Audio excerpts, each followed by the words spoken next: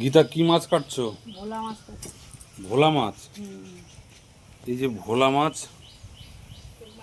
কাটছে, গীতা মাছ কাটছে, আর এদিকে হচ্ছে বাবা বসে আছে, মা রান্না করছে, আর এই একজন হচ্ছে কি সবজি কাটছে।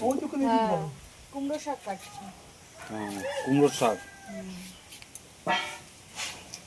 এটা কাটাকুটি করার পরে অন্য সবজি কাটবো মাছ দিয়ে করার জন্য। মাছ দিয়ে একটা সবজি হবে, মানে মাখা মাখা করে নানান ধরনের সবজি দিয়ে ভাতে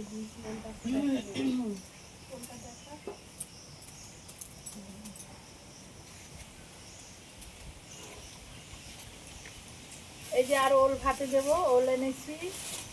ওল ভাতেও দেবে? হ্যাঁ, ওল কাটবো, ওলটা কাটতো, ওলটা কেটে তারপরে ভাতে কাটবি। তুমি কাটো ফোনটা।